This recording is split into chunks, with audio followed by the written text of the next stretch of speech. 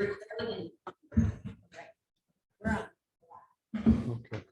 I don't have to fill out a form, do I? We used to have the full form, that's fine. Okay, so Small Cities Committee is now meeting. It's Tuesday, February 22nd.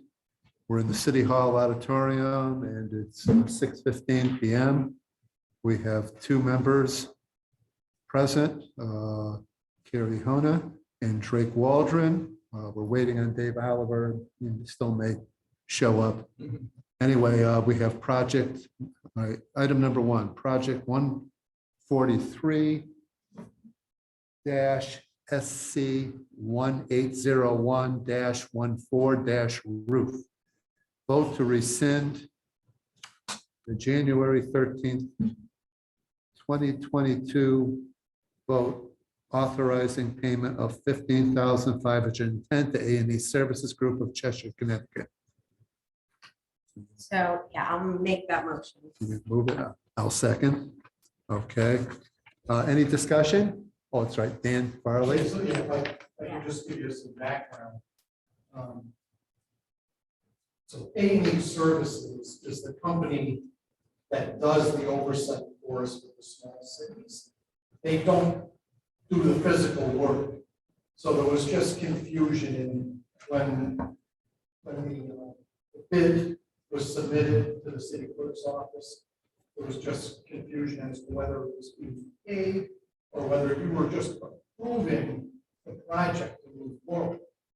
So you'll see on item 2 that will actually be at this point approving the authorization of payment to the Blackwell Home Improvement Roof. They're the ones that actually did the roof. They're the ones that need to be paid. So the first one, we're not authorizing the payment, but you've already done it. So we need to rescind that. Okay, gotcha. Okay, I have a question. The amount's 15,510. The one I printed out from the other day said 9,600. Different project. That's item 3 on your agenda. Oh, these are two different projects. Two different. Oh, I'm sorry. I projects. was thinking of the same thing. Was the Lake Okay. Street one that we voted Oh, on, I got it. I got it. but we just must have voted to. Right. Okay. All right. So I was thinking, wait a minute. Did we approve 9,600? Now we're doing 15? Okay, no, they're two different projects. Okay, I got it. Okay, that explains it. Okay, so all in favor? Aye. Aye. Any opposed? No. Okay. Number 2, project number 143, SC 1801-14 roof, same project. Vote to authorize project approval to Lekla Home Improvement and Roofing Incorporated for $15,510 for the installation of a new roof at 89 Blake Street, pending city council approval. So moved. So moved by Councilman Hona, second myself, Drake Waldron. Any more further discussion on this? I think we had enough. Well, yeah, so that's simply. Just changing the- You're doing the project approval, we're not doing the payment. Oh, yeah, I know that. And the Blackwell Home Improvement was the low bid. Right. Okay. Any further discussion? Okay, all in favor? Aye. Aye. Okay, opposed? Okay, it passes. Okay, number 3, project number 143-SC 1801-10- roof. Vote to authorize project approval to A Preferred Roofing and Construction for $9,600 for the installation of a new roof and gutters at 230 Etna Avenue, pending city council approval. So moved. Motion is second. All right, motion by Councilman Hona, second by Councilman Waldron. Discussion. All right, well, I took a look at the person has no liens against the house. A lot of equity. Looks good to me. Matter of fact, I think their parents live next door or something like that. It's a family operation there. I think this person's living, you know, whatever. So pretty secure place. Okay. All in favor? Aye. Aye. The ayes have it. So it's approved. Okay. We don't need any nays because there aren't any. All right, 4, business by members. Vote to consider business by members. Any further business? Dan, anything you want to, No, nothing coming up? Well, I think there's 5 more projects pending that they've gone out to do the investigation for the fire going And on. do we have to spend the fund down by any given date, or sometimes we get that? Yeah, let me look into that. I believe it's November. Oh, it's late, okay. You never know what the deadline is. I think it's November. Okay, good. All right, thanks. Okay.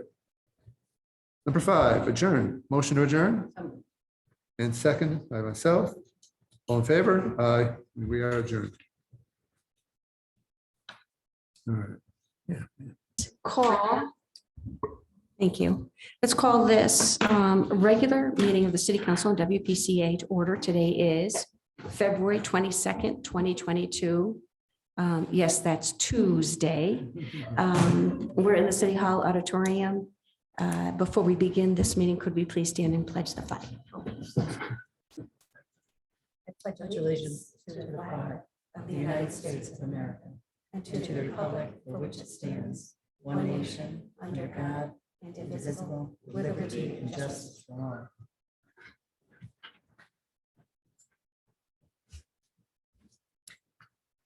All right, let's jump right in. Item 1 on the agenda is I will entertain a motion to open the meeting to the public in accordance with Section 4E of City Council WPCA meeting rules of procedure. Do I have a motion? So moved. Second. Thank you. Motion made by Councilwoman Ruette, seconded by Councilman Menichia. All in favor? Aye. Any opposed? Motion carries. Is there anyone from the public that wishes to address the council at this time? If you could, at the mic, yeah, come on up, at the microphone, so we can get you on record. Yeah. And if just read your name then. Yes, Thank you. my name is Robert Kalaki. I live here in Torrington. I just had a quick question in terms of the new school. I'm very happy that the new resolution passed, as I think many people are. I just had one quick question about where the skate park may end up going. I'm hoping it's nowhere near the new school, especially anywhere over near like the Bessie Pond area, just due to some safety concerns. I currently work as a safety and security associate over at Torrington High School, and we've had some issues in the past just with not us dealing with police, dealing with possible sometimes drugs, inappropriate activity at the skate park. So if it were to be near Bessie Pond or to be in close proximity to it or anywhere near the school, that wouldn't be ideal, just because you have young children that are in and around the playground or the pool during the summer. It also is in close proximity to the road as well as to the pond itself. So again, I'm not sure where that would be going, but that was just a safety concern for my part as someone that's worked in the school district for about 2 years. So Great. thank you. Thank you for your question. At the end of the meeting, we have comments. I'll circle back and provide some insight to the council on that. Awesome. Okay. Thank you. All right, anybody else from the public? All right, we'll move into item 2. I will entertain a motion to approve the minutes from the February 7th, 2022 meeting. I'll move it. Second. Motion made by Councilwoman Ruette, seconded by Councilman Waldron. Questions on the minutes? Hearing none. All in favor? Aye. Any opposed? This motion carries. All right, item 3 on the agenda. This is a review of the ARPA strategic funding proposal. I hope everybody had an opportunity to read through the memorandum that spells out, puts a little more meat on the bones of the discussion that we had in October of 2022. Essentially, the spending plan is very much in line with the intent of this legislation. Obviously, what Congress was looking to do was it was looking to push these monies back out into the communities to provide resources for any of those impacted industries, whether it was a not-for-profit, small business, any of the entertainment venues, any of the opportunities for our young people to be re-engaged, to address some of the emotional well-being that is being experienced as a result of the going on 2 years. Actually, we're closing in on 2 years. So our proposal is still very much in line with what was presented in October, but this memo puts just a little more information as to what our goals would be and who the target audience would be. At this point, Rista is here. Rista's been working on all of this together with our committee, our ARPA committee, which consists of not only our department heads who have all participated in the long-term recovery meetings that we started to hold back in March of 2020. As soon as the pandemic hit, as soon as we know that there was going to be a significant impact to our community, we had established a long-term recovery committee, and the first item on the committee's agenda was to identify any unmet needs. That process went through a full 12 months, and I can even say it's still ongoing. And that was the foundation for the proposal for spending. So Rista is here to answer any questions you may have on the proposals. And I know it's a lot to digest. We wanted to bring this back to the council at this point in time. We are sitting on the first tranche of money that came in. It's a little over $5 million. The second payment we are expecting, I know there's some debate whether it's coming in March or May. It's my understanding that it's coming to us in May. We will have the full $10 million at that time, in light of the fact that while we may be coming out of the pandemic and going into that phase of learning to live with the residual effects of the pandemic, the endemic. What we also know is we are now also experiencing a recession, that there is a projection that it may be a longer term recession than one might have originally thought. So we are feeling a little greater sense of urgency to get these monies out to our community. And that was the premise for bringing it to the board at this time. So thoughts, questions, or concerns? I've never heard the term endemic. I like it. Oh, Yeah. yeah. So I know there's so many things I learned about pandemic and the, then I'm just going to spend a few brief moments as just to remind the board of the 10 million. 1.8 million, there she is. 1.8 million has already been committed and essentially earmarked or paid out. That $1.8 million is, of course, the $569,281, which was provided to the Board of Education for tutors, paras, and ELL support. We also committed some of money to our facade improvement program that was funded earlier in the year. That was a tremendous success. And the great thing about that facade improvement is many of the businesses that took advantage of it had plans for these projects, but because of the pandemic, they put a lot of those plans on hold, and making these funds available to them as this board had agreed to do so last fall certainly did provide them with a leg up in getting some of that work done. And the benefit back to the community is every dollar that you put into your building usually comes back to us in the form of a grand list growth. So our thought process from today is to continue to have this discussion, keeping this spreadsheet in front of you. At this point, we want to also push the plans out to the public. We have these public discussions, we have these public meetings. We've invited our stakeholders and partners into the conversation with us. As you saw in this memo, But now what we want to do, I call it the listening tour, that we're still on this listening tour. So what we want to do after tonight is we want to push out a survey that essentially looks at each one of these spending proposals and solicits a direct response from the public. You know, how do you feel, Mr. Cavanero? Yeah, the last time this was brought up, I raised the question of, could this money be considered for doing something, what I'm calling as a long-term strategic play for Torrington, based on an issue with the Torrington High School Building Committee that they are experiencing right now. Specifically, and I certainly, I know I'm not speaking on behalf of everyone here, but let me see.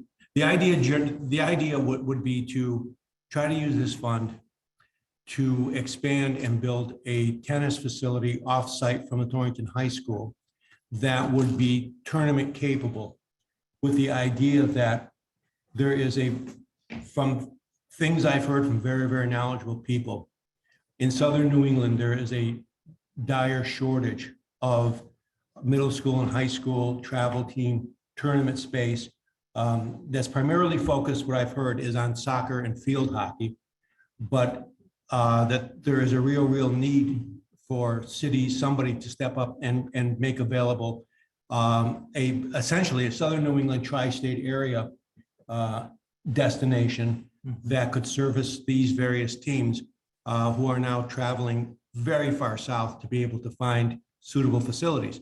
So based on something that I suggested at the high school, which was that we are very strapped there because we're multiplexing two different schools.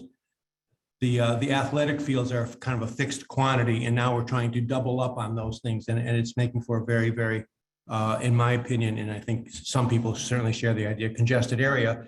I suggested, couldn't we move just the tennis courts off site?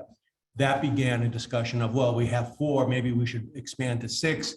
And then I started thinking, well, maybe knowing that there is this shortage, can we start to think about Torrington as a tournament town, trying to position ourselves and use this one very sort of manageable sport to build, to at least look into, is there a need to do this?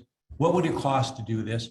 And in so doing, we could do what I always look for. I know you do too, Mayor. We all do. Any responsible civic leader does this.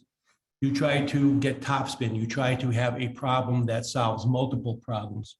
And in so doing, if we were able to move the tennis courts off-site, that would free up some space, not a lot, but some space that the building committee needs, in those fields, number one. Number two, if we were to do that and make it whatever that number of courts is, make it a facility within Torrington, and then essentially sell that as a revenue generating, and that turning Torrington, and then look, if that were successful. I mean, I know this is not months, this is years, but if that were successful, then maybe using that experience to then take the next step and start looking at fields, soccer fields, field hockey fields, to do the same type of thing. And again, the real plus to that is that it is very family friendly, but it is also very foot traffic friendly. I know, because I used to do this with my daughter, travel all over New York and Massachusetts and Pennsylvania, bring her to these tournaments. It definitely drives usage in so many of the areas we want. Specifically, hotel rooms, motel rooms, bookings. I mean, we're looking at trying to get some kind of leverage, some kind of topspin on Yankee Peddler. We know what the problems are, is that we cannot prove the usage, the need for that. This kind of thing. I know it's long-term. I know it's going to take many steps, but it seems to me that if we could start to explore, is there a need? Would this fly? Just tennis courts. Build, I don't know if we need 8 or 10. Certainly our athletic experts could start making some phone calls and start asking these regional things, what would that look like? And then see if some of this money could be applied to that, and see how far we get with that, So I recall that you brought that up. I know that there was an email exchange. I believe the co-chairman of the building committee did respond I mean, obviously, there's a PE curriculum that is tied to those tennis courts. Mhm. So I know that the building committee must build some tennis courts within the facility. So I think that's where they're still wedded to the 4 courts that they had designed. But, can't that curriculum be changed? I mean, it's physical education. Why does it have to be tied to a ball, specifically tennis? Yeah. Again, Matt, this is why I ran for city council many years ago. I was on the board of ed. We can't isolate problems between board of ed and city anymore. We cannot. In point of fact, as responsible leaders, we need to be doing exactly the opposite. We need to be looking at areas of cooperation that basically further the needs and ends of the educational system, and in so doing, further the edge and needs of the community at large. And I mean, all these things should be on the table. We have a $180 million school, and we should be, if this is doable. I keep coming back to the Yankee Peddler issue, the Yankee Peddler. And you and I have spoken about this. We know that there are people who are very interested in doing it. They cannot come up with numbers for how do you book that place on a regular basis, okay? Mhm. It does, especially, early spring and in the, et cetera, et cetera, et cetera. And when I was told by somebody who does this kind of thing for a living, book tournaments, high school, middle school, travel team tournaments, that there is a real shortage up in the southern New England area, I was thinking, well, let's look at that. Is that something we can, No, I'm excited. I think that, any expansion of the recreational facilities in the city of Torrington should be considered. But as you know, what is being proposed does require some feasibility study. Yeah. I think that the timeline for school construction is shovel in the ground in June Yep. and construction completion in 2024. I think they want to actually move the kids into the new school in September of 2024. So obviously they have to address their tennis needs within their construction timeline. So that's 2 years. It's just a little over 2 years. We certainly can have our Park and Recreation Commission start pulling together the scope of, what do we need to do do the feasibility study? What potential, how much land do we need? Right. How many courts do we need? How many courts would be appropriate? Do we have the land already in our possession, or does this require property acquisition? Where's the best place to locate this? Yeah. So I think that the feasibility of it is the key piece, and I appreciate that you said that. You recognize there are multiple steps. I believe that that all of that can be done. I don't know that the timeline for utilizing the ARPA funds fits in all of that, because we also must spend these funds within a specific period of time. We have to commit them by December of 2024 and expend them by 2026. So we'd be getting very close on timing of all of that. But I agree with you. I think this is a great feasibility. But to that point, I specifically, I'm very, very aware, of the long timeline, through all this. Tennis courts seem to me to be, in the realm of facilities for sports, competitive sports. It seems to me a real easy building project to maintain, some concrete nets and chain link fence. I mean, as opposed to a basketball court, hockey arena, et cetera, et cetera, et cetera, indoor courts. Yes. Yeah. Yeah. Ice skating rink that I was at. Ice skating rink, yeah, all that stuff requires I'm a gonna lot throw more in swimming pool infrastructure. because, so you are talking about a larger project here, and I know what's on the agenda tonight in terms of the work that the committee's been doing on the long-term strategic plan, and I appreciate the update. But there is money expended in here already or committed to the Board of Ed for the second language. Yes. Yes. Sir. Program, but I'm in full support, but is this the right avenue to, secure funding, or is there another opportunity? I know you're the wizard with grants, Krista, but, I think conceptually, we probably are all in agreement. It's whether or not the ARPA funds are the route to the end, or the route to the beginning. Yeah. I don't know. So that's why I was asking the question, because it was so specific in terms of, and I don't want to be like any other municipality where we're off the criteria or the eligibility for these funds, which you start going down a road that, I mean, it was very specific in terms of what the funding should be for. And I want to compliment the members of the committee that are very community, very broad in terms of the community interest of those members. And I'm grateful for that. And I saw also the opportunity for another subcommittee when it comes to reviewing the grants. Yes. That includes one council person and from both sides of the aisle. I would like to express some interest in it if there is no one else interested, or you've already Absolutely. made your assignment. No, I have not. Nope, that is. Maybe I better be careful what I volunteer for, but it's that retirement thing that I got Yeah. busy, but I don't, that was sort of a question, but also a comment. Is this the right avenue? Well, this to wasn't, conceptualize? this money would not, if this were off-site, by definition, this money would not feed to the education because the money appropriated for the school has to be spent there. Yeah. So by Right. definition, this would be a city tennis court that the school would then use. Yeah. Certainly. So Yeah, in and that I- sense, it would fall under, I think, the city umbrella of needs.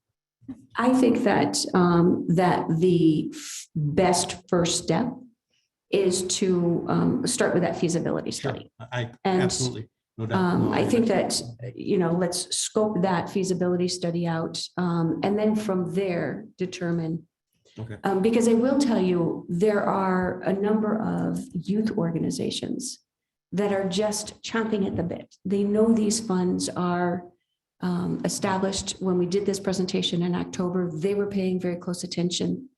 You have youth soccer, you have youth baseball, you have youth PAL. basketball, you have the PAL program. I mean, these are organizations that get kids outside playing, interacting, building, that sense of community. Sure. So I know that they're all getting ready to look at this and see how they can access these funds and put them to work. And we're anxious to get it to them. So quite honestly, and I think Rista's sitting in the edge of her chair, quite honestly, we're hoping that, that at the next meeting, we would have some very specific actions after getting some feedback on the survey that we'd like to release tomorrow. We would like to get some very specific actions from the council to start pushing these monies out specifically to the grant. And that grant might be one of those programs where the feasibility study could be funded. Yeah, I was just gonna kind of just mirror what you were just saying before you even said it, but I think the purpose of this plan is not to approve a budget, but to prove the general concept of where we want to go. What are our guidelines that we want to stay in? So as we move forward, we kind of are all in agreement. So we're not piecemealing the spending and then we get to the end and say, oh, I wish we didn't have spent it on this because we'd rather spend it on this. But I did want to just talk a minute about your tennis court idea, because I think that we've recognized throughout this whole pandemic that athletic fields and sports is a huge need right now to get kids re-engaged. And it's been very difficult. And no matter who you talk to, that is one of the biggest problems and one of the biggest focuses in what we're trying to do. And so when we talk about community grants, there's two types of grants. One is where the person receiving the business or the person receiving the grant is a direct benefit of it. And the other is where they're a subrecipient and that money or that project will benefit a larger community. And so I can very well see some organization who's interested in whether it's a soccer field or field hockey or a tennis court, applying for one of these partnership grants and working with us to make something like that happen. And maybe it's not a tennis court, but maybe it is a better soccer field, or maybe it is, because that need is huge right now. And we need to find a way to get our kids back out and re-engaged in sports, and athletic fields is one of those things that we envision this kind of helping to address. And I would add, and not just for the youth in the community. Correct. There are active adults that are also looking for opportunities to be outside more than just walking on the greenway. If I didn't get a phone call about pickleball once a week, then I would be Yeah. less than truthful with you. I mean, even adults are looking for these opportunities, and those tennis courts would fit that, there's no age restriction on something like that. So I do see that, but I do see it as one of the grant applications that we could work through. And the perception of Torrington as a tennis tournament town does roll off the tongue very nicely. Yes, Torrington's tennis, yes. It would be nice for a pool in there too. Keep throwing that. No, in. but not, see, but now you're going. I know, but you know what? funding-wise, If we're doing conceptual, we might, 6 tennis courts, a pool is enormously more expensive, and I do get Right. that. I agree with you. that's That the should have been. partnership piece with, other, not necessarily all allocated to Yeah. to the city. But anyway, I had to Okay. keep throwing it in there. It's like. And I will keep supporting it. Do I hear an ice very skating much rink? appreciate it. Yeah. Do I see your pool and raise you a rink? Yeah. I would add that, Tournament was the key here, tournament. yeah, It generates a lot of money. I mean, obviously, sports complex, public-private partnerships are things that we really want to push, and I think this is the first step in also creating some of those public-private partnerships. These are our community partners. There are other grants that will be coming out. FEMA contacted us recently, and as a facilitator, they specifically reached out to Torrington to say, as a distressed municipality, what kind of projects can you advance to us that we can connect you to funding at the federal level? That doesn't happen in Torrington. We're too small. We're under 50,000 in population. So I think that it's important for us to say yes to everything that gets thrown on the table. I would also say when some of the discussions were happening, I did reach out to our Park and Rec Commission. I wanted to see what their 5-year strategic plan looked like. I learned that it is 10 years old. So that's something else I recognize as, maybe it isn't just the feasibility of the potential for a tennis court or tennis complex or additional fields, but it probably needs to be a fully articulated plan for what else is out there. What are the other opportunities? Okay. So again, the thought tonight was questions from the board that might, continue to give us some insight. The survey that is linked in this memo will go live tomorrow. We're going to push this out and hopefully get a good response from the public, and then bring that back to the council again next meeting, and then start moving forward with putting these pockets of money into play. Yeah, and I just think the last thing that I will just add about the plan is, as you look through it, the reason that this is so important to kind of look at it as a whole picture is because we have more projects and requests than money. And so we want to make sure that we're prioritizing the ones that we feel important. And then if we get to the end and we have money left over, we can still fund some of these projects. But what you see in here is kind of what we're proposing as a priority for funding, because there's just too many projects. So that's all. Thank you, Rista. Any other questions? I can appreciate having everything sort of right in front of us so that we don't get to a point where there's something really important and we're like, oh, we spent all the money on all these different other pockets. I think a little bit to Paul's point, I think when I sort of was reading through everything, like none of this is really that exciting, right? Like nobody in the public is going to be like, oh, I just struggled through 2 years of the pandemic and now we've got, a better sound system in city council chambers. Like that doesn't get people feeling like, it would be really nice from my perspective if we did come away with something, whether it be a tennis court or It's not a new court, basketball facility. Right, I don't. Well, because it's hosting tournaments that I'm really after. No, I It's get hosting. it. I get it. I No, mean, and the I'm amount of not money saying, that this kind of thing generates is substantial. and well, to that recurring point, and there's recurring. we're also really lacking soccer fields. We can't do soccer, Well- we can't, same thing, can't host tournaments. Can't I put would people rather in, do the we don't soccer, have but the- that's a much larger footprint of land, Mhm. so tennis tournament is much more confined, that's what I'm saying. Whether it feasibility-wise. be tennis, whether it be a soccer field, I'm thinking it would be really nice to have a new playground. Like there's a lot of things. I would like there to be something that the community then comes away and a decade from now, they go, wow, those few years really were rough, but we did come away with this, Mhm. this something that we can sort of say, this is what, we came through the pandemic and we got this really great new complex for our kids, or we got new tennis courts. Yeah, Facility. again, you first have to establish these tournaments, they're very structured, and you know, when you have round robin tournaments, you have to have X number of courts, X number of soccer fields, just to maintain the, you know, the elimination round concept, okay? So you have to find out how many do you really need, et cetera, and then, and as far as, well, I don't want to go too far afield, but soccer tournament, the towns we used to go to, they wouldn't all be in one place, the soccer fields, but they would certainly be close enough so that mom can take, you know, one daughter, one son here, and dad can take the other one there, and, you know, you meet in town and you get, you know, And you get teams to go load out up for on boxed dinner. lunches and The, there's a lot of money. coming in. the thing we have to be very careful of is there are real restrictions on how we can spend the money. You know, we can't necessarily take, you know, half of this and build a tennis facility, or, I I mean, get that, it yeah. has to fit. Because the challenge that we have is with ARPA funding, there will be an audit. And that if they find that we didn't cross this box or we didn't fit in this column, they want their money back. Yeah.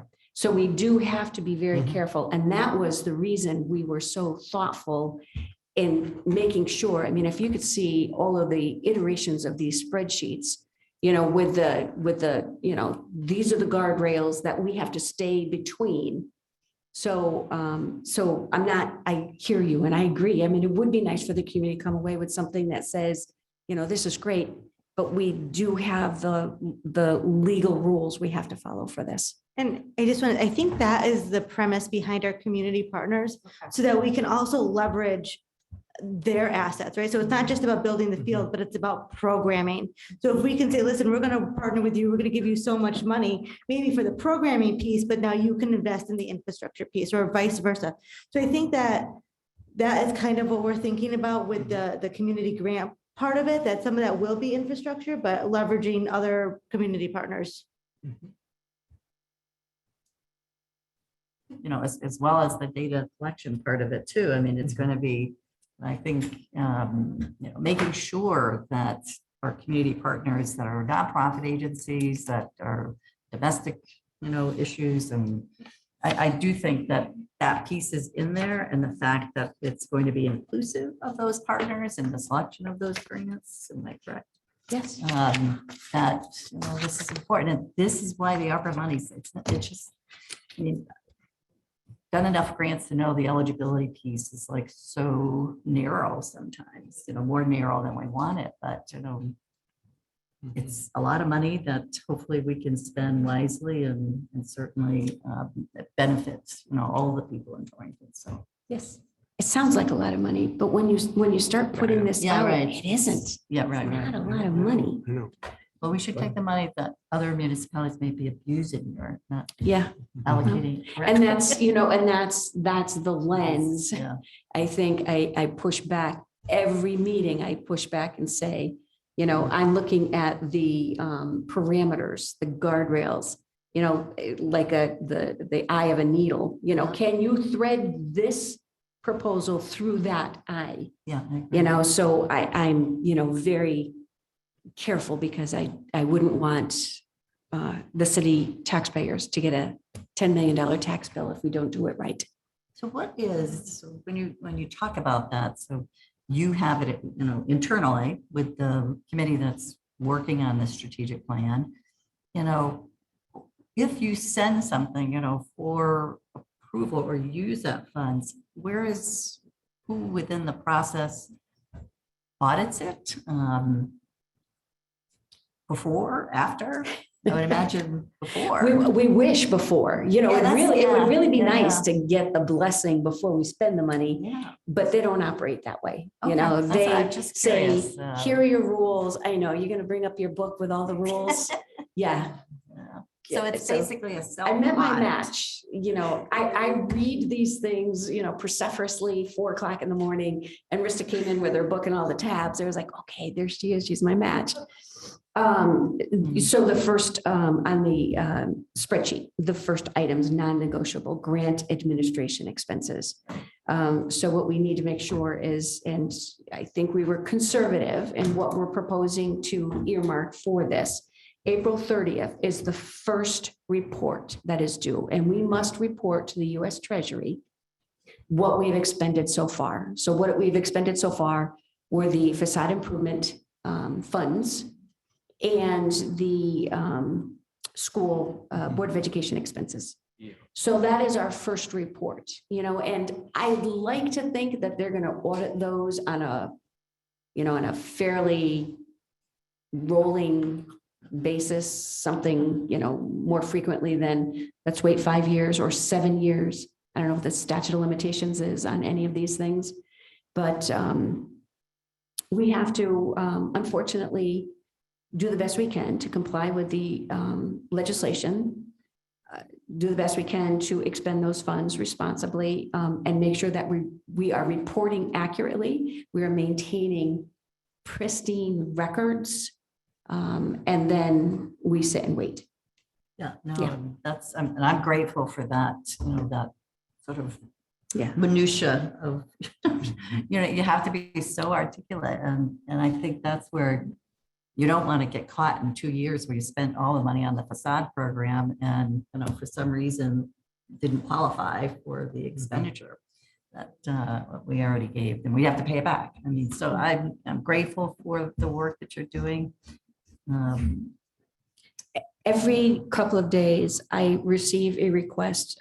As you know, we are members of the Connecticut Conference of Municipalities. All 169 municipalities are members. And every couple of days, they send out another survey.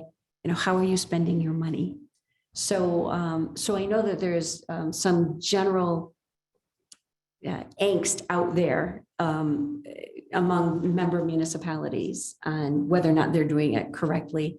We've had a number of meetings with other municipalities that have ventured out into these grant programs already.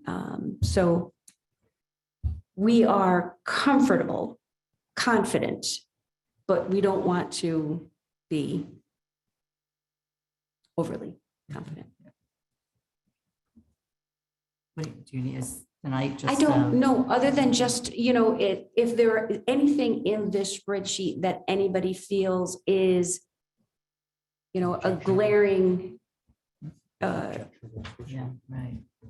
a glaring problem, or something that you think maybe it's more of a priority. I will tell you the one item on this under infrastructure improvements, page 11. The $3 million for communications for radios. That's the other thing. I think every other municipality in the state is looking to do communications, because what did we learn through the pandemic? Communication, interoperability was critical. I do know that we are in the process of doing research as to what exactly those costs would be to become affiliated with the state radio system. And Chief Baldwin has already identified that this is a need to have, but a greater need to have is the CAD RMS system, which is a $300,000 line item, which, as you can see, hasn't made it into the priority column yet. So discussions are still ongoing, even at the committee level. But I can reasonably expect that, that those are the kinds of discussions that you'll hear more. And if we have ARPA on our agenda every meeting for the next year, I don't think it would be overkill. I think it's important for this board to have this conversation. I was looking at the public participants. I see one individual who has been emailing me on a regular basis with some insight.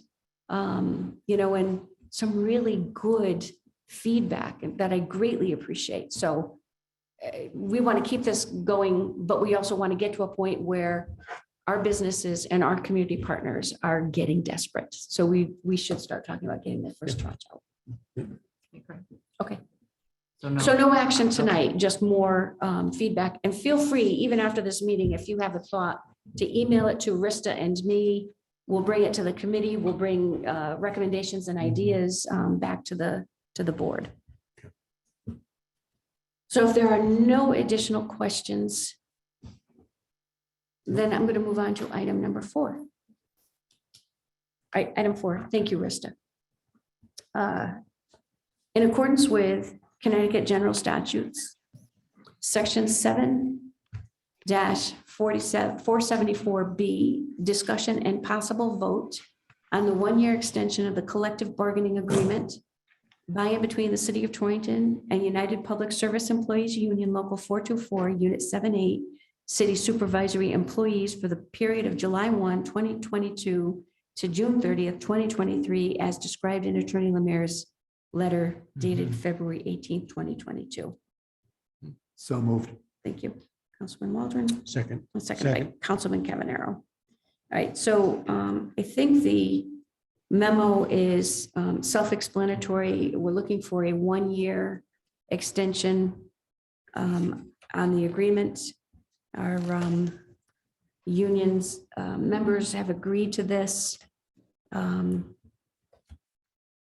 then are there questions? I just have a question, just on sort of practice, is doing these kinds of extensions typical, or is it just because of the pandemic and everybody's collective bargaining agreements kind of getting backlogged and everybody not having time to bargain them, or is this a normal thing to just do a one-year extension?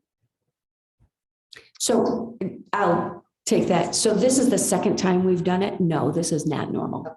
And I would say, yes, the pandemic has had a pretty significant impact on this.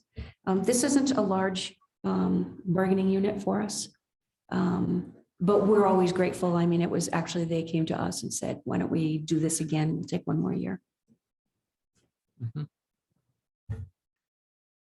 Other questions or comments on the proposal?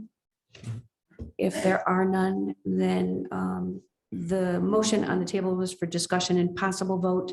So if you would amend your motion to say that you would approve the one-year extension as presented in the memo.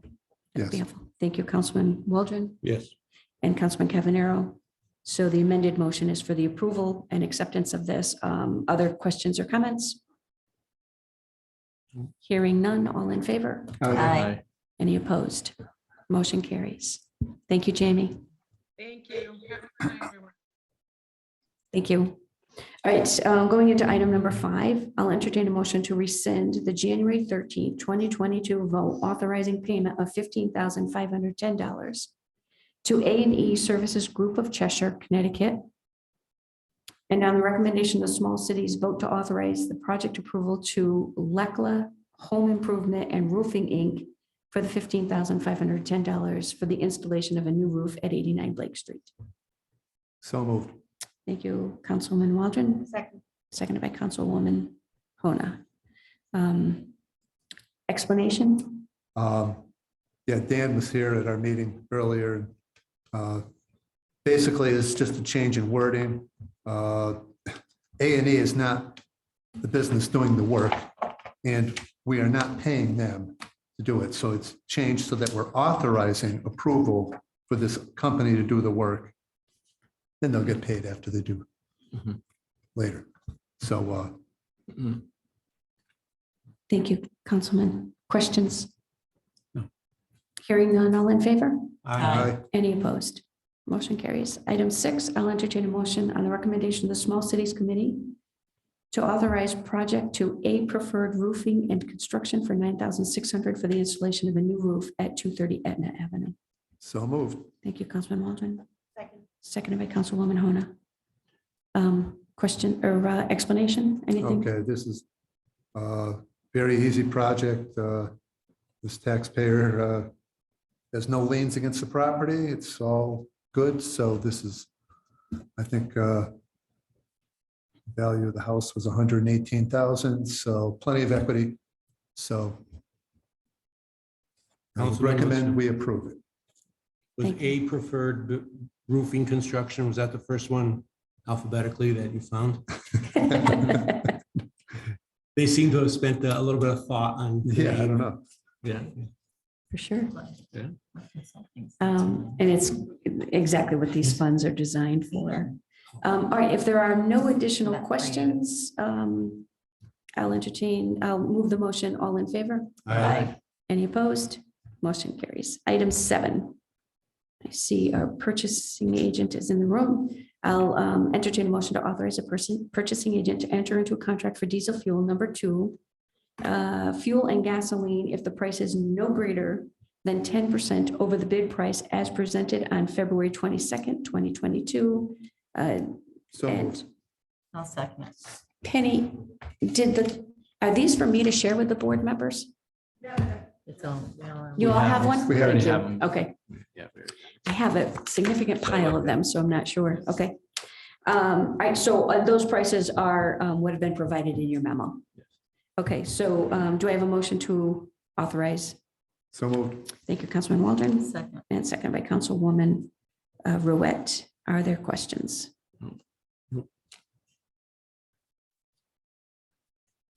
It's a competitive market out I there. think we need to, Let's lock it down. Yeah, lock it yeah, down that's now. right. We need to accept this as soon as Yeah. possible. Look at it. 3. All right, if there are no questions, then I'll call the motion. All in favor? Aye. Any opposed? Motion carries. Item 8, I'll entertain a motion by the city council to accept the recommendation of the facilities manager and purchasing agent to award the contract for demolition of the house located at 590 Newfield Spring Road to Cherry Hill Inc. of North Branford, Connecticut for $16,900 and authorize the mayor to act on behalf of the city regarding the execution of contract. So moved. Thank you, Councilman Minichia, Second. seconded by Councilman Waldron. Questions? Yes. Just one question, and I read through the thing and I didn't see it specifically. Does that include removal of the materials? Yes, so Jamie is here. So did you hear the That- question? I did not. So if you could just to the microphone so he can, Yeah. so the record will hear your answer. So the question was, demolition includes the removal of all the demolition material.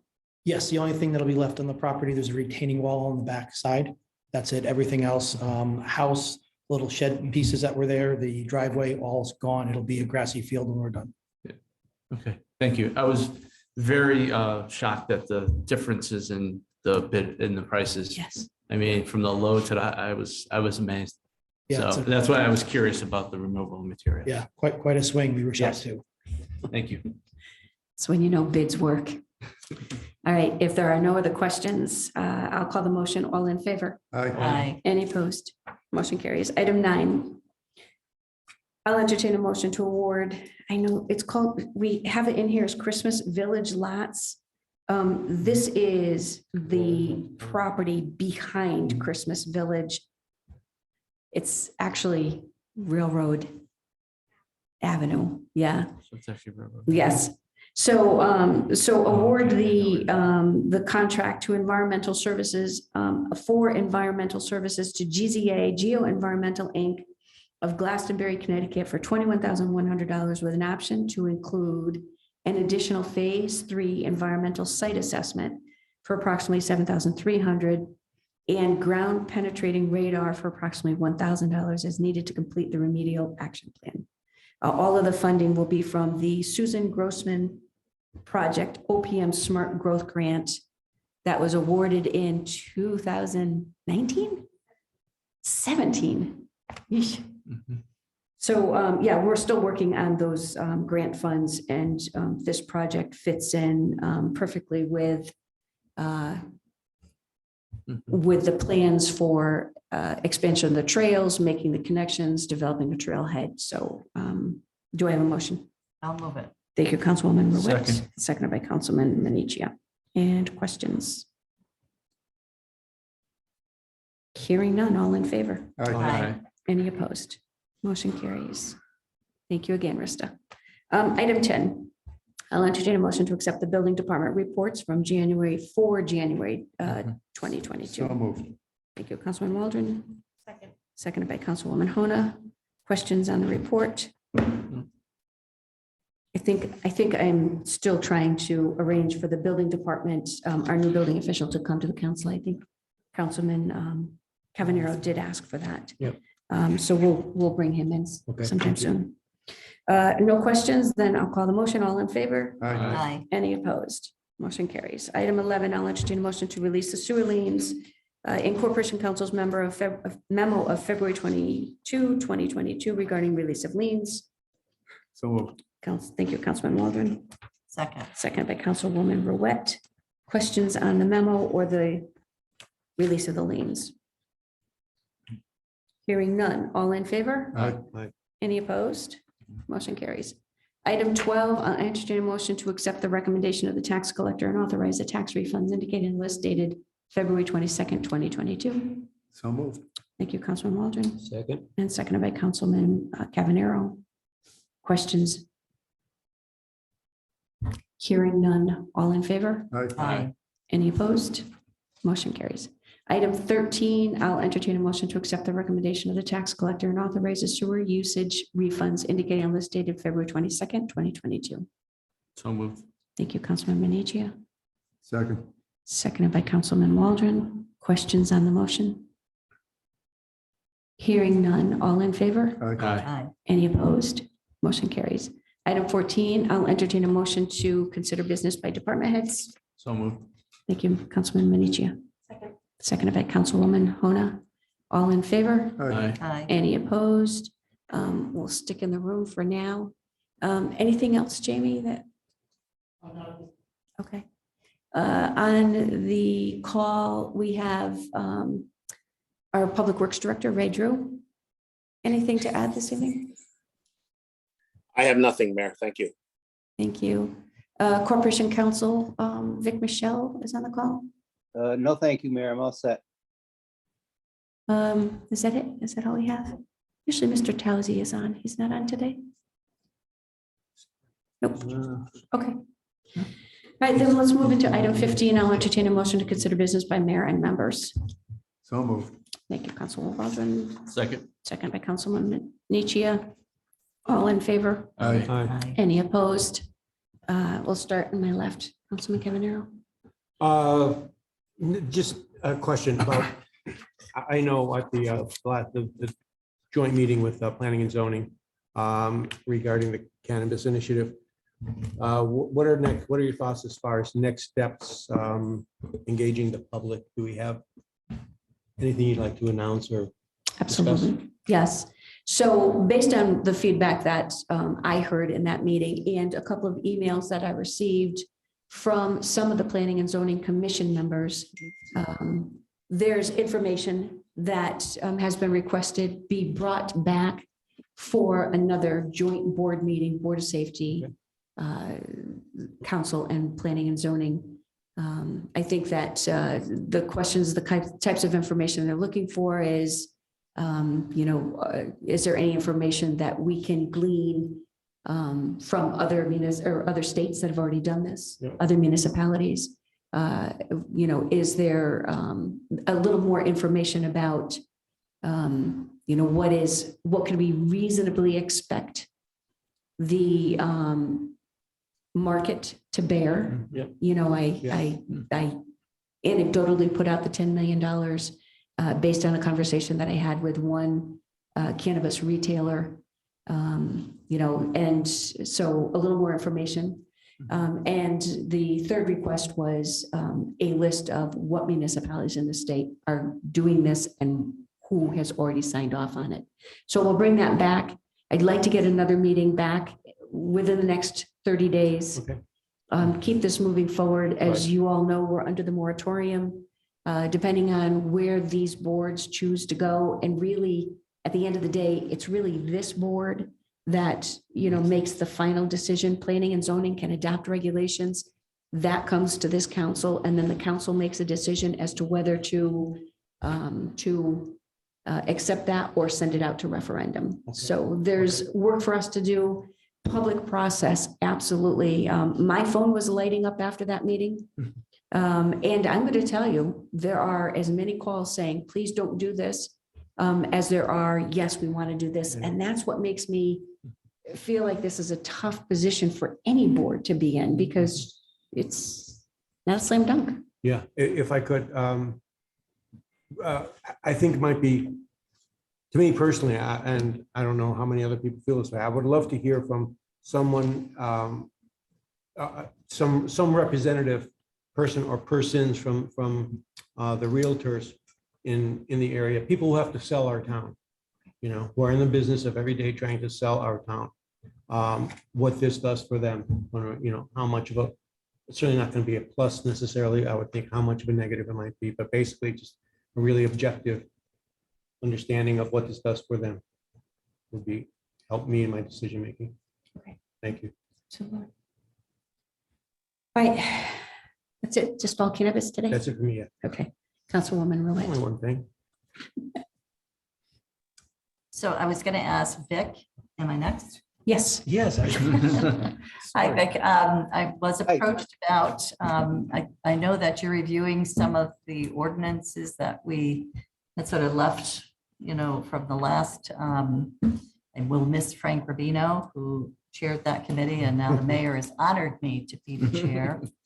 Okay, But I have I'm- heard that there are some further modifications to the ordinance we were reviewing. Am I right. Correct. There actually are about 3 different ordinances that have proposed modifications, and I would thank actually Traffic Officer Sergeant Dustin Baldus, right? who has taken an initiative in making some of the changes. They are currently in my office. I've gone over them with Sergeant Baldus. And once we now have a qualified chair of the subcommittee, I would expect that we could probably bring these to the subcommittee for discussion. So I do have them in my office, and I can forward what we have so far to you and the committee, and I'd be glad to. So with that, Mayor, can we add it, you know, have a ordinance committee with its new members prior to the next council meeting? Sure. Sounds good. You're on it too? Yeah, Yeah, we can do that. Great, thank you. Yep. And the only other was, it was just so, it made, I think, most of us quite proud to see the community rally around, you know, a 5-year-old's birthday. And I think, you know, it just made me proud to have so many people, not just even those who weren't there, but sent, you know, their birthday wishes and also condolences to the family. It's makes you really proud of your community. So, and I'm sorry for the family's loss, and I'm sure you all are. Yeah, well said. Thank you, Councilman Minichia. Just, you know, I think as other council members want to see, you know, current updates on the ARPA fund and where that committee is going and things like that. I don't know how regularly they meet, but I don't know, maybe a monthly update to see where we're at. Absolutely. I know that there was a request on behalf of the Board of Finance to also get those updates. So obviously, any final decision on how funds are going to be expended are made by this board. So even as far as the grants are concerned, you know, there'll be a subcommittee that reviews the grant applications. The recommendation comes from that subcommittee back to this council. Ultimately, it is this board that makes the final decision on expenditures. So if we get audited, your name's on the list. All right, anything, Councilwoman Hona? So since Councilman Cavanero brought up the cannabis stuff, one thing I think when we're talking to real estate agents here that may or may not have concerns about our real estate market, we're not the first ones to do this. So I would really be interested in what has happened to other communities where states have legalized adult recreational use, and whether there has been a change to property values one way or another. And I think while we're talking about it, I also would like to see whether there's any changes to you know, increased addiction services needing to be provided, or if there is, in fact, I just, you know, in my day job had a heartbreaking case where someone just bought marijuana, which is now legal, off the street, and it was laced, and they got very, very ill. And so that's, you know, sort of an argument for, if you're going to buy it, getting it somewhere where it is regulated. So I am just interested to see what, you know, if there are in fact increases in problems related to usage in other communities. And then I am, what Mr. Clackey brought up, like, perhaps you'll respond to that. I am kind of Yes. curious about that. My daughter being at the high school, there have been issues with skate park's location, so I don't know, keeping it there. That's the first I heard about keeping it close to that, so. Yes, yeah. So, yeah, I can add the information that I have. All right, so the skate park, as you know, is located on Bessie Trust property. So Bessie Park is part of a trust. Trust funds were actually expended to build that park.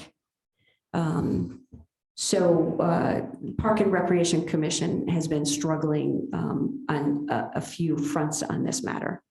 Obviously, having to move it from its current location to begin with is problematic. Moving it off the trust property is problematic. And then third, and this is going to go back to our earlier conversation about where do you put it? You know, where else in the city of Torrington could this be located? We really don't have a lot of property that will support recreational facilities. So I did meet with the Park and Rec chairwoman and our director. They felt very strongly that the facility should stay in the park, you know, that it is consistent with where it was constructed. I think Mr. Cavanero will agree. He and I attended those planning and zoning commission meetings way back when we had expressed our own concerns about it being there. But the location is where the volleyball court or pit is currently on the Best Pond property. The basketball court that runs parallel with the road will be moved, it'll be shifted, it will run perpendicular to the road. It will be fenced so that the balls will stay within the court. The park will be fenced so that there's still a separation of populations. So yeah, that is where they are with this right now. And so the moving costs of it is going to be paid by the building committee, right? That's part of the school expenses? So no, no, because they cannot pay for that. You know, any construction has to stay on site. So no, they are not. What the building committee did, recognizing that they were creating I don't want to call it a hardship, they were creating a challenge in a disruption of the use, a disruption of, you know, the costs that were associated with this. So they had agreed that when they asked the city to waive the building permit fee, that they would pay, I would say it was $300,000. 360,000. Right. Yeah. For the actual cost, because to move this facility, obviously we have to pay the professionals that have installed it.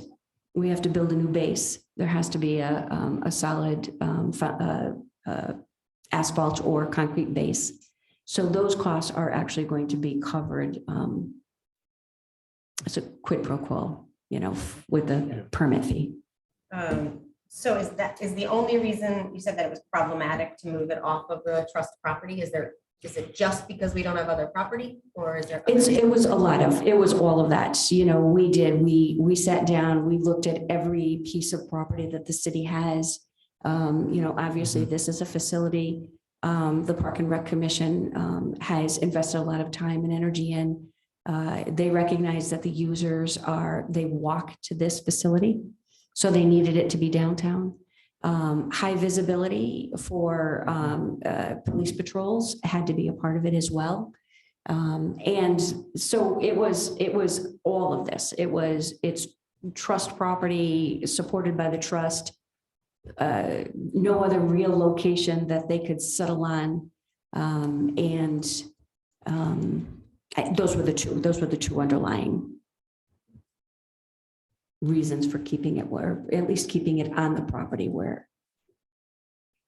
So you're going to replace will the sand volleyball courts not be able to be there anymore? They will not. That's Yeah. right. which Yeah, I'm not very which good is- with spatial relations. I can't imagine putting a whole. skate park. We on a did- Volleyball court. Yeah, we did. It's gonna go this way instead of this way. Yeah, that I, yeah. Yes, so our GIS, Dave Scherf in our GIS office actually did map it out. It does fit. They're calling it a full contact skate park now. Yeah. No. Yeah, and I'm going to be honest with you. I know my youngest son, who's an adult, he's a behaviorist in West Hartford now, still loves to skateboard. And as a kid, he wanted to use that skate park. Yeah. And there was a comfort level problem, just like our teen center, there was a disconnect, in the user base. So when I met with Patty Fairchild and Brett Simmons, we did talk at length about what are we going to do differently to program that park so that kids at 6 and 7 and 8 and 9 and 10 can get in there and skate. Because, parents have taken their young children down there and they're older kids and they're more skilled and their language is probably not appropriate. So a lot of parents do leave the park a little, disinterested in returning. But that was my one pushback to the Park and Rec Commission is when we move this, I want to see programming that brings those young kids into that park. And if that means designated hours where it is close to the adult users and it's only for an age group, then that's what we have to do. That's a good idea. You look at the Winter Olympics, I Yeah. mean, most of them started that crazy, whatever they do, by skateboarding. Yeah, there were I know. skateboarders and then Yeah. Yeah, I mean, that's kind of why I was Snowboarding. hesitant and to there's make it snowboarders. shrunk into a tiny Yeah, squeezed yeah. in space over there. Yeah. If we could find other space. Same footprint as it currently is. So it will occupy the same square footage. Yeah, it is. It does fit. And again, it does require moving that basketball court. So I don't know. I think that, with all of the incredible recreational facilities, athletic facilities that are going to exist at the high school, and the facilities that already exist at Bessie Pond, I think we don't have a real athletic complex, but this is becoming an athletic complex that does hit a lot of those marks. So I hear you, I hear your concerns.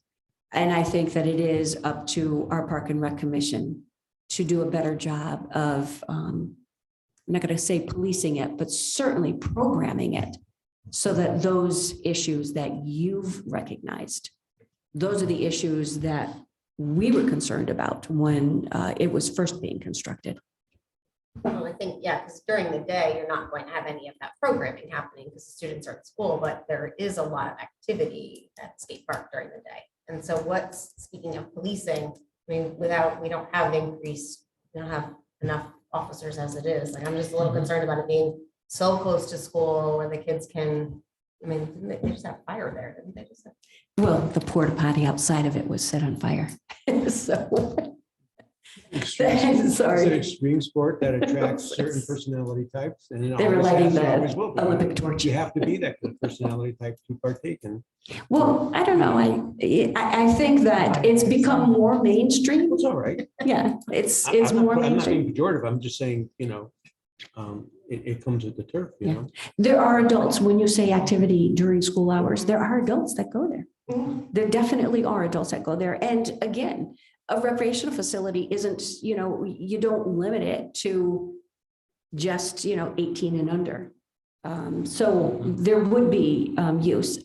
Patrols can be increased in that area. That's a drive-by. And I think just that presence alone are real signs for the users.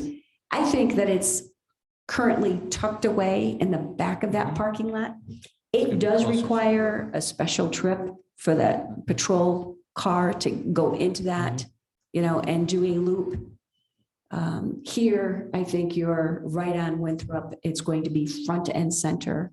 And I do think that there's something to be said about self-policing. When you have kids that are playing basketball that are within talking distance of people that are on the skate park, I think these communities will, cross-pollinate and police each other. And I know the language can be equally rough on that basketball court. I've witnessed that myself. But I do think that there's, some benefit for this thing being a little more visible and integrated with a park that's more heavily used. I know, I hear you. I hear you. And honestly, I mean, you can certainly attend a Park and Rec Commission meeting and bring those concerns. So the one thing that I've learned over the years, Park and Recreation Commission by charter, and I'm sure if Mr. Michelle is on the phone or on the call, he can attest to this. Park and Rec Commission has exclusive authority over the properties over which they have control. Yeah. So those decisions really are made by that commission. They are. And we just had a recent test case on that, I guess, if you recall, with their authority, and that was my opinion as to how, who calls the shots for their properties, and I think it is the commission that does that.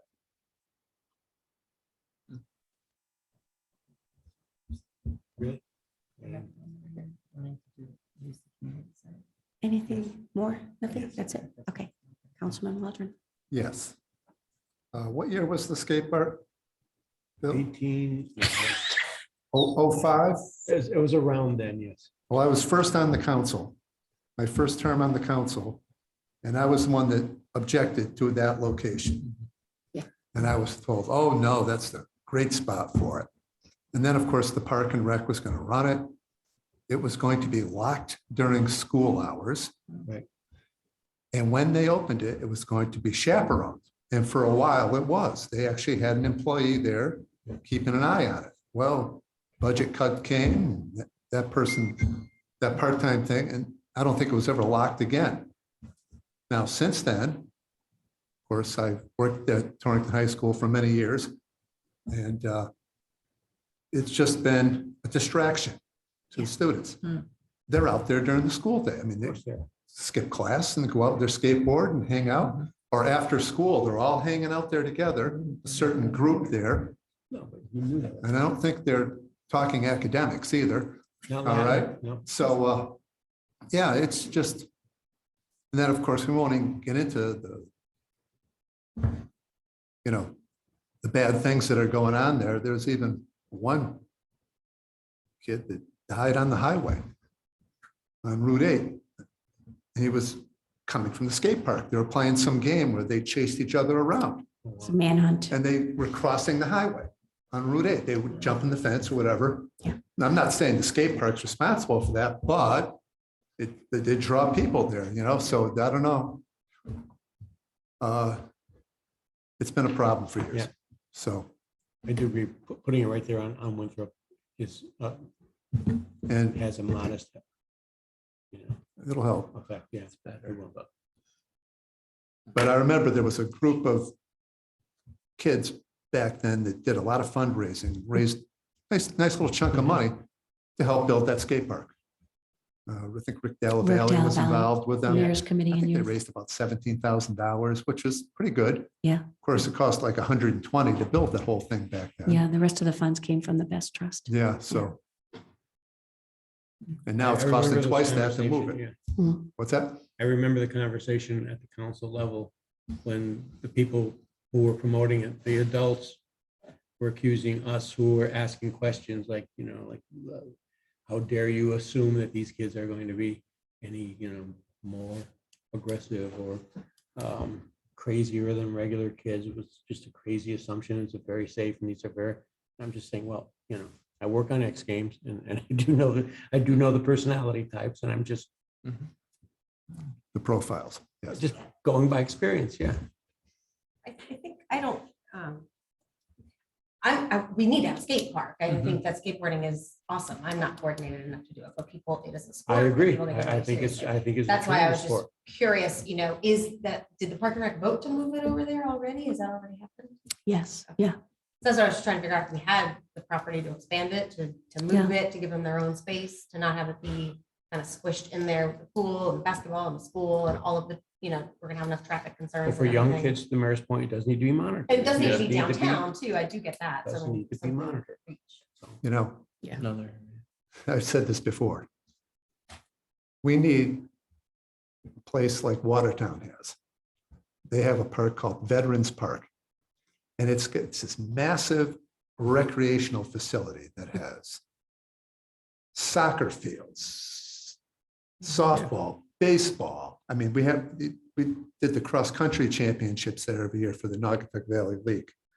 They had playground, they have even a bocce courts and all kinds of things there for the community. And it's a big chunk of land. It's not downtown, it's off the beaten track. So I don't know where we could possibly promote something like that, but it would be the ideal thing. I've Put that learned skate directly park that there. there are people in Torrington that do own families, some legacy families that have big tracts of land that would like tax, however that works. Tax breaks for long-term leases to the city of significant tracts of land. Now, I don't know the names myself, I don't, but I've been told this by a number of people. And I'm wondering if this is a conversation worth having in terms of, we're kind of sidling up to the same sort of idea about what Torrington could look like. I mean, doubling down on our sports history, sports traditions, and then, to my end, the tournament idea, simply trying to monetize that in some consistent, business appropriate way. But, do we know who would know how to reach out to those people who are looking to, I'm not saying your family, but I'm saying, I've been told, no, I have been told this by people who do know this kind of thing, that this is a regular thing. in So other I towns, know, right? Tax the considerations for long-term leases. Yeah.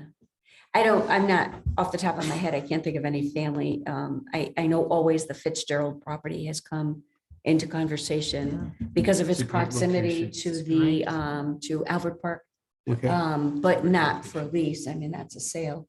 And, it comes, hot and cold, they're ready to make a deal. Mhm. There's actually two families. They're never in sync with each other. Yeah. So, this property is always that one piece of property that everybody is interested in, but Maybe that's the what family we're isn't going quite there on its final. I look at the Machuga property over on Winston Road and its proximity to the Susan Grossman Greenway. And as this board knows, because it approved the acquisition of the Leone property. So all told, that's 47 acres, 40, somewhere around there. Yeah, is that large tract of land? It's tricky, it's wet, it's off the beaten path. But to your point, I've been to Veterans Easily Park. accessible. Yeah, No. it is right off of. So, yeah, I mean, those are, and again, it goes back to, to this 5-year plan or this 10-year plan that our Recreation Commission, Park and Recreation has. So we really do have to get back at that and say, let's all roll our sleeves back up. Let's talk about what I used the word last week, our identity. What is it that we want to be known for? So I think this is a really good conversation, and I would agree with you that we deserve a real athletic complex. Well, maybe we don't Would it- sell East School. Torrington has a East tournament Schools. town. Say it over and over again. East, yeah, the thing with East is, All right, we're like Yeah. conceptually talking now. I guess. Yeah. It's like, I'm sorry. Would it be beneficial to have a joint meeting with the Park and Rec Commission? We can ask them to I come. think that Sure. might be a good idea. Okay. There's a lot of ideas floating around here, right. so. No, that's great. Yep. Great.